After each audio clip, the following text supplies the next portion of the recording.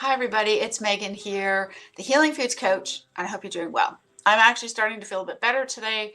I've been sick the last few days, not 100%, but I'm 85% there. So I hope you guys are doing well also.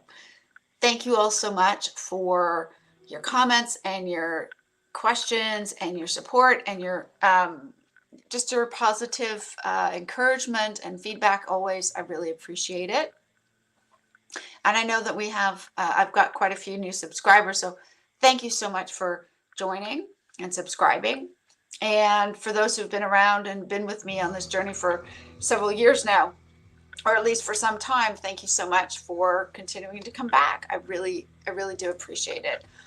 You guys could watch anybody, and yet you are making the decision to spend time and watch my videos. So thank you for that.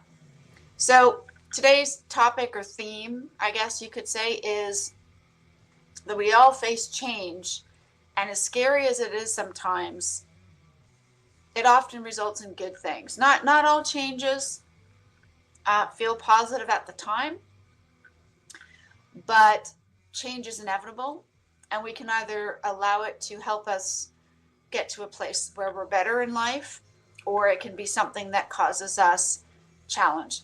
And so that's kind of what I wanted to talk about today, if I may. So what am I talking about? Well, of course, there's always change is inevitable. As a species, as humans, we go from being infants to children, adolescents, and adults. We go through different hormonal changes. We go through different physical changes.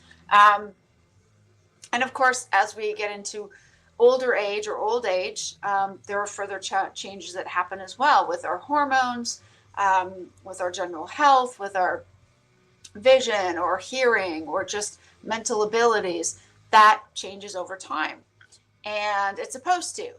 Sometimes it still feels very scary because we want it to be different than what it is, but there's no way for us to prevent, say, as females, there's no way to prevent the onslaught of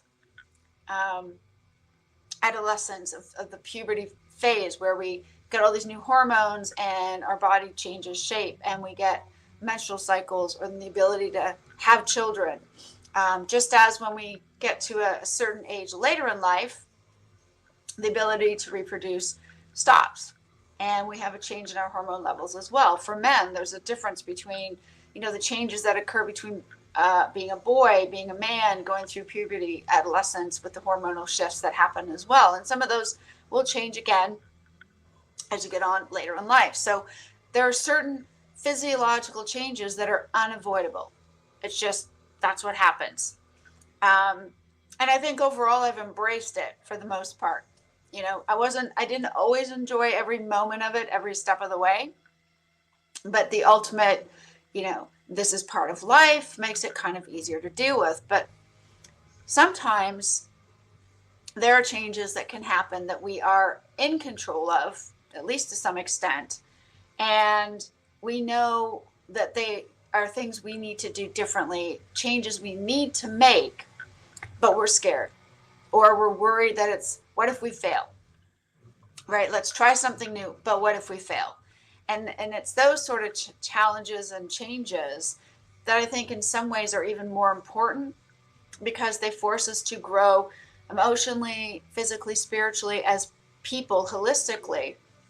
If we never push ourselves to do something different or perhaps better, then how will we ever grow? We'll sort of stay in the same place the whole time and nothing is different. So coming from the perspective of, let's say, somebody who was in severe chronic pain with fibromyalgia, inflammation, brain fog, physical mobility limitations, to the point where I was in a wheelchair for almost 9 years to get around. I had to stop working. I could no longer drive a car. I could no longer work full time. That's how bad my symptoms became.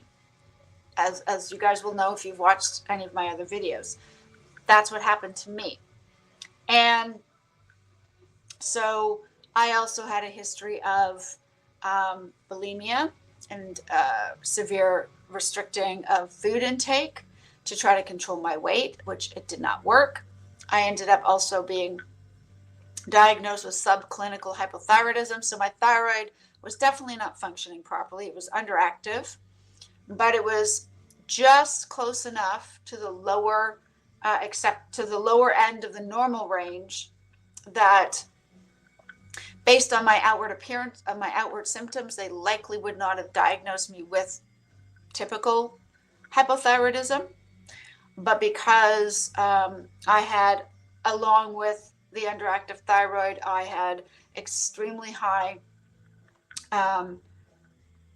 low density lipoproteins, the majority of which, by the way, in my case at least, are the small dense low density lipoproteins, which are the ones that have the abundance of the atherogenic cholesterol, which is the cholesterol that can cause issues in the veins. It can cross the vascular walls. It can lead to buildup of plaque and potentially a higher risk of heart disease. And that was something I had genetically inherited from my dad, who got it from his dad, who probably got it from his dad, and who knows how far back it went. So there are these things going on. I had super high cholesterol, super high triglycerides. I was diagnosed 5 years ago with chronic kidney disease and the early stages of fatty liver disease, on top of these other things that were going on as well. And I knew I needed to change something, but I had no idea where to start. I had no clue.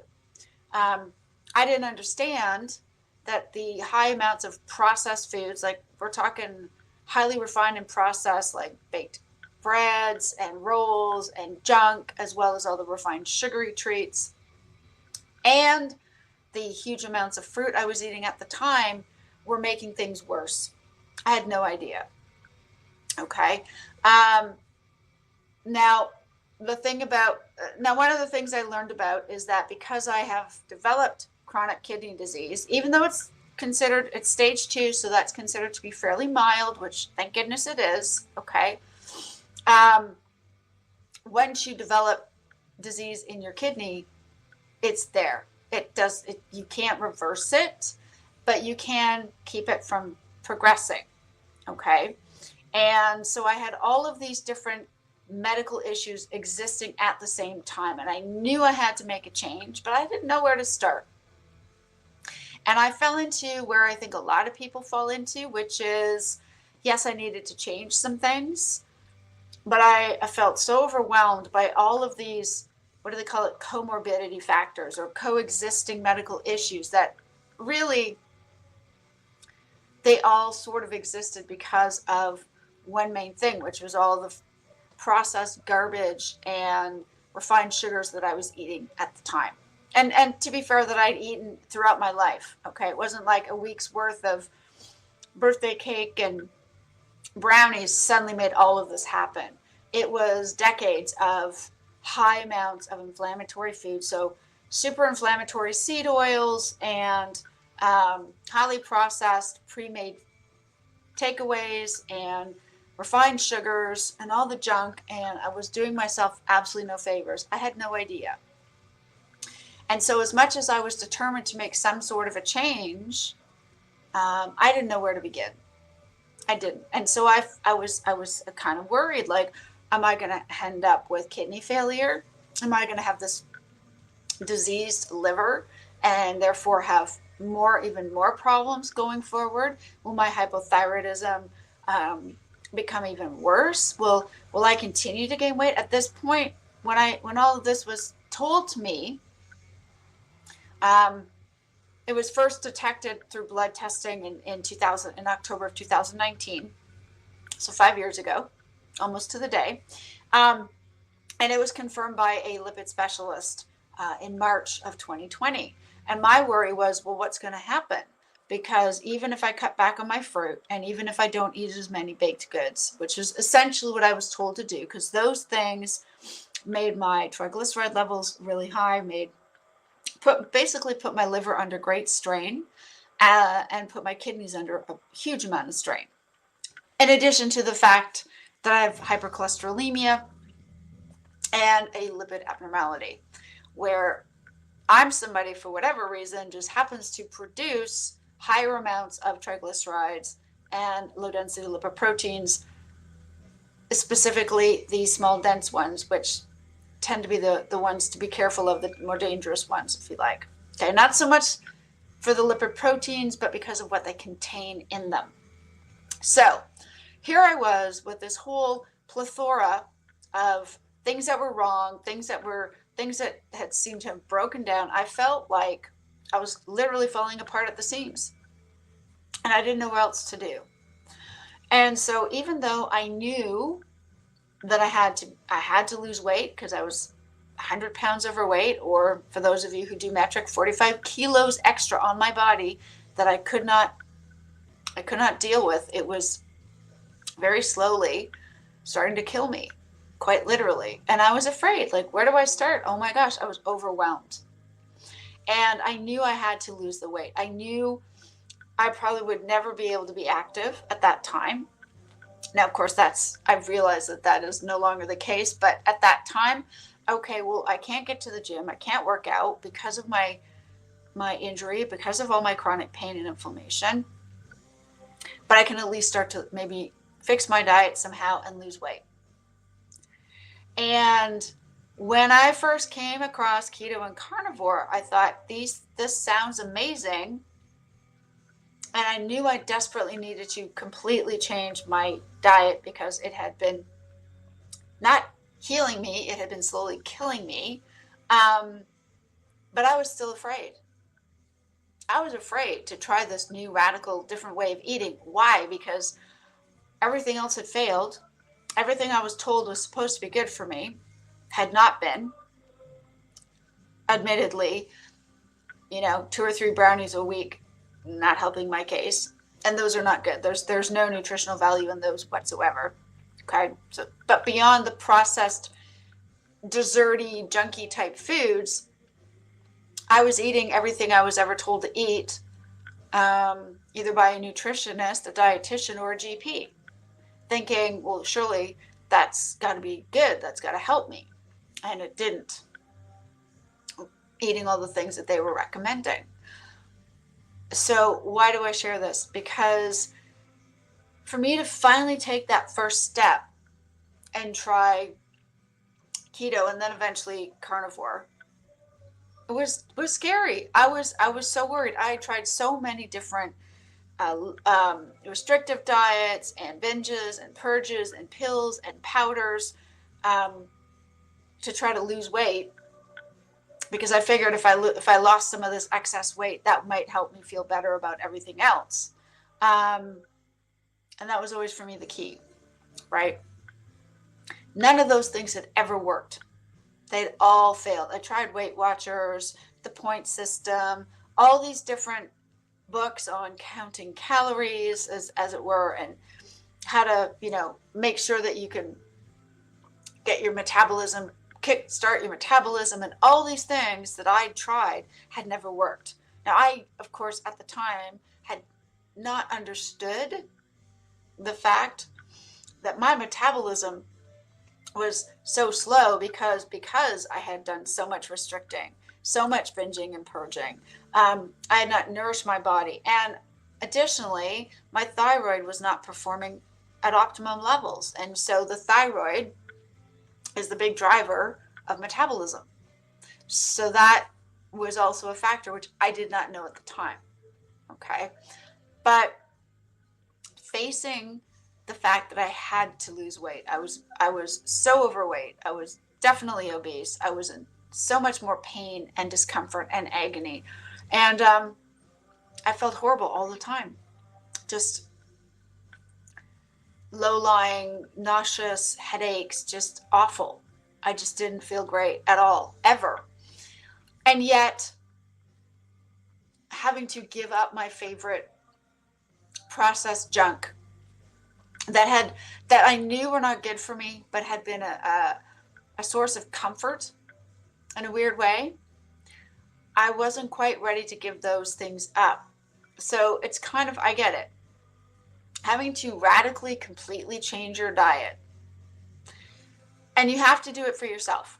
You cannot do it to please somebody else. If you're doing it for some other reason that isn't for you, so if you're doing it because you want to have better health, if you're doing it because you're tired of aches and pains, if you're doing it because hopefully some of these other chronic illnesses or conditions you're hoping will improve, great. Those are all good reasons. But if you're doing it just because, you want to look good in somebody's reunion photo, or you're doing it because your partner or spouse or friend thinks you would look even better if you lost the weight, it's not sustainable. If you aren't the one motivated to do it, let me just say, if you are not the one motivated to do it for yourself, it's going to be almost impossible to stick with it long term. You might do it for a couple of months, but then, you may be filled with so much resentment at this other person that what was the point, right? As soon as you feel like you can get back to what you used to eat, then that's what happens. At least that happened to me every time I tried some new diet or plan or pill or powder or some other crazy way of trying to lose weight throughout my life. And that's likely why it never lasted. So here I was waiting to face a brand new challenge of, I've got to lose some of this weight. I'm way overweight. I know this is not healthy. I was never this big, even in either of my pregnancies. And I was not pregnant. I was heavier than I'd ever been, even during pregnancy. And I knew I wasn't in a good place. But there's that part of me that until I don't know, it's almost like I yelled at myself. I have to get some of this weight off. My joints hurt. Everything feels swollen. Everything feels awful. I feel awful. I don't like how I look. I hate how I feel. And the one thing I can control is what I will choose to put food-wise in my body. And yes, it's going to suck. And yes, I'm going to hate giving up sugar and all my favorite desserts and all of those things. But what if it works? What if I actually can lose some of this weight? What if I can actually start to feel better? And of course, I did. The first day or two of trying it was the most terrifying because I had not allowed myself to eat animal fats and protein for a very, very long time. So, when I first started, the first thing I made myself was bacon and eggs. Now, as I found out, depending on what kind of bacon it is, and if it's been smoked or not, and if it's from the butchers or not, I can sometimes tolerate a piece or two of bacon. But any more than that, and it seems to aggravate my rosacea. So I don't really do bacon anymore, just as a side point for full transparency. However, let me just say that when I was first starting, all I wanted to focus on was eating the good fats and the good protein. And I did. And you know what? I think I almost cried tears of joy when I first had a couple of fried eggs with some bacon, because I denied myself that for such a long time. Now, it was still scary because it's not like I suddenly lost 100 pounds in a day. I didn't. I lost it fairly quickly. But I had to slowly work my way through over time, figure out what I liked, what I tolerated, what I didn't, and what helped me feel satisfied and what made me feel the most nourished. And that took some time. And when I was first transitioning over from a carb-heavy, processed-heavy diet to what I eat now, there were times where I was really struggling with temptation to not have the square. Even if something was gluten-free or sugar-free, I still couldn't have it because it still had carbs. And for me, having one of anything that's carb related always makes me want to eat far more. So it was scary to say, I'm going to give up this and I'm not looking back, and this is what I'm going to do, and I'm just going to trust it's going to work. And as it turns out, within the 6 months, I lost 45 kilos, 100 pounds. That's probably not typical, okay? I don't think it is. For whatever reason, a lot of it was weight that my body was waiting to get rid of. A lot of inflammation, a lot of water retention, weight that was gone. and of course body fat. But a reason I wanted to share this video, and I know, sorry guys, a lot of you have already heard my story, you've heard what I've changed and how it's helped me, for which I'm very grateful. But every once in a while, I never give in, but every once in a while I think, well, what if I just had a pumpkin spice latte? Because that used to be one of my favorite drinks. Now, I won't do it because I don't put milk in my coffee.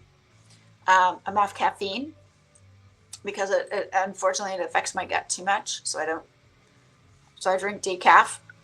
And I don't know anywhere that makes a sugar-free pumpkin spice flavor.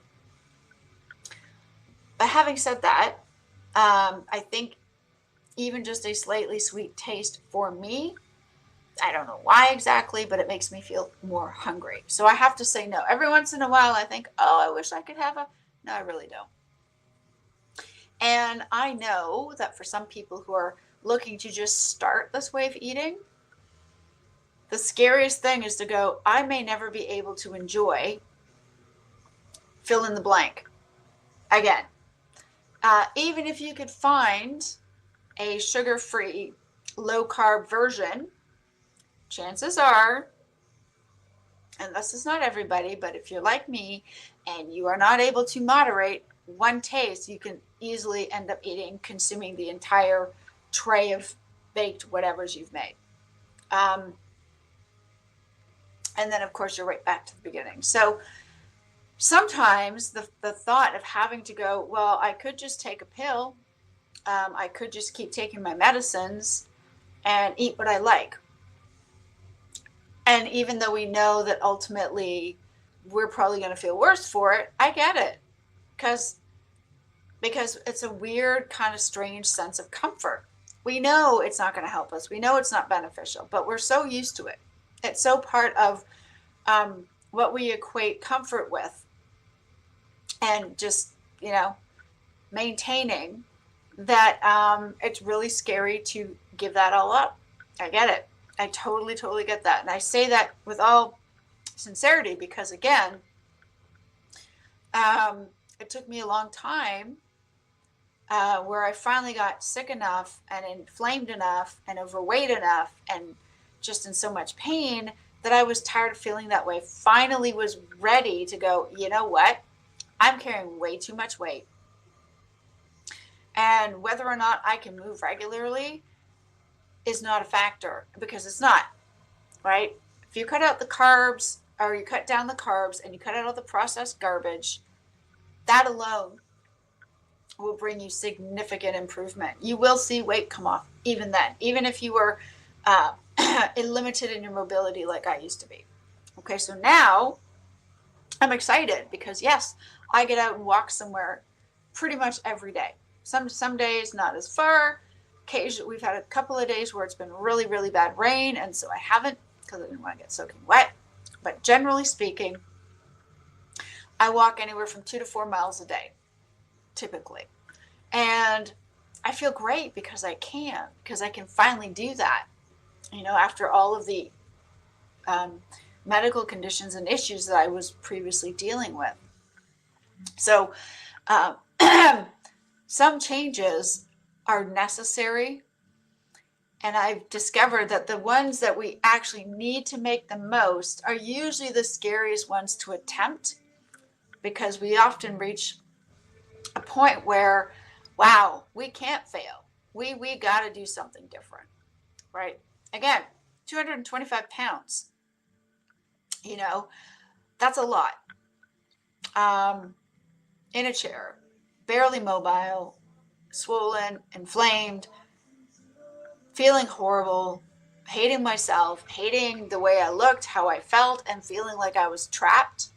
And yet the crazy thing is that when I realized that low carb, keto, carnivore was going to be a way for me to get my health back in some way, I almost put it off.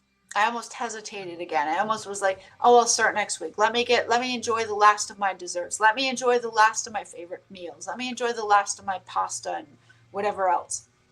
I almost did. because it's kind of like we know it's not helping us, but somehow we feel like we have to say a formal goodbye to the things that we know we need to change or get rid of. And yet, I would never have done it. I would not have done it any differently than I did. And I'm so thankful because that change, even though I knew I had no guarantee of what I'd be able to do or not do. So, yeah, so sometimes, even though as much as we understand that we need to make a change and that we need to do things differently, it's still scary. However, it's worthwhile, especially when it comes to taking care of our health, through changing our nutrition, particularly for most of us coming out of a highly processed, crappy diet. Because as scary as it is to start something new and knowing that there's no guarantees or promises, but ultimately to have good health, to have improved health just from a healthy weight. I never realized fully the role that just having a good healthy weight can play on so many other conditions, with hypercholesterolemia, with kidney disease, with liver function. If you are overweight, that makes those things even more serious. So I guess what I wanted to say to you guys is that I know it can be a challenge and it can be scary to try to start a way of eating that is so completely different to what we've all been told and what we've all gotten used to. But that doesn't mean it's a bad thing. And in fact, I like to think I'm living proof among many, many others where it's for the good. So thank you guys so much for watching, for supporting me, and for the content that you ask me about, and for your commentary. And you guys are just amazing. I just wanted to quickly say that I actually just a few quick announcements as I wrap up this video. I was actually interviewed by Coach Steven a couple weeks ago, and that video, if it's not up on his site yet, will be uploading soon. I will let you know for sure when it's up there.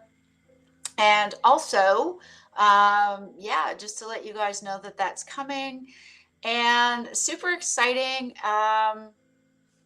to share that information with you guys. I've got some more ideas for content coming up in the future. Thank you so much for watching me and taking the time to watch this video all the way to the end. I really appreciate it. Anyways, that is it for today's video. Have a great day, you guys. I will see you next time with more content. Thank you. Take care and all the best. Bye for now.